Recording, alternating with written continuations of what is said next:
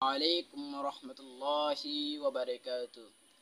সুপ্রিয় শিক্ষার্থীবৃন্দ, ভাই ও বোনেরা, সকলকে জানাই আমার পক্ষ থেকে আন্তরিক শুভেচ্ছা ও অভিনন্দন। আমি আজকে তোমাদের সাথে শেয়ার করব দাখিল নবম দশম শ্রেণীর বাংলা প্রথম পত্রে কপোতাক্ষ নদ এই কবিতাটির অনুশীলনীর বহু নির্বাচনী প্রশ্ন এবং সৃজনশীল প্রশ্নের ক এর আনসার নিয়ে আমি আজকে তোমাদের সামনে এসেছি। তাহলে প্রথমে শুরু করা যাক যে অনুশীলনীতে কি বলা হয়েছে। অনুশীলনীর 1 নম্বর বহু নির্বাচনীতে বলা হয়েছে যে কপোতাক্ষ নদ কবিতাটি রচনাকালে কবি কোন দেশে ছিলেন।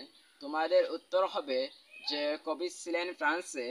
2 নম্বর প্রশ্ন হচ্ছে কিন্তু এ স্নেহে তৃষ্ণা মিটে কার ছালে, এই উক্তিটিতে কবি কোন ভাব প্রকাশ পেয়েছে।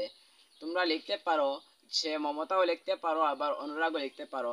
এই দুইটি ভাব কবির প্রকাশ পেয়েছে। আবার তোমাদের 3 নাম্বার এবং 4 নাম্বার বহু নির্বাচনের আগে তোমাদেরকে একটি উদ্দীপক দেওয়া হয়েছে।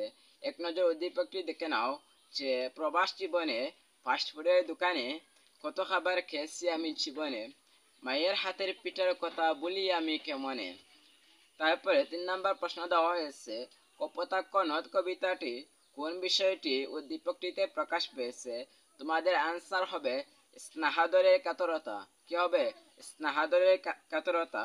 4 নাম্বার প্রশ্নে বলা হয়েছে অনুচ্ছেদটির মূল বক্তব্য নিচে কোন চরণে ফুটে উঠেছে। তোমরা লিখতে পারো যে এ স্নেহের তৃষ্ণা মিটে কার চালে। আর তোমাদের সৃজনশীল প্রশ্নের ক নাম্বারে দেওয়া হয়েছে সনেটে শতকে কি থাকে। তোমরা কি লিখবা? ভাবের পরিণতি থাকে। আর বাকি প্রশ্নগুলো আমি পরবর্তী ভিডিওতে আপডেট করে থাকবো।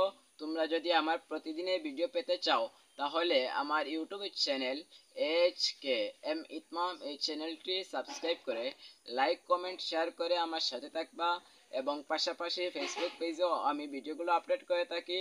হাফিজ কারি মোহাম্মদ ইতমাম এই পেজটি ফলো করে লাইক কমেন্ট শেয়ার করে আমার সাথে থাকবা। ভালো থাকো, সুস্থ থাকো। আল্লাহ হাফেজ। আজকে এখানেই বিদায় নিচ্ছি।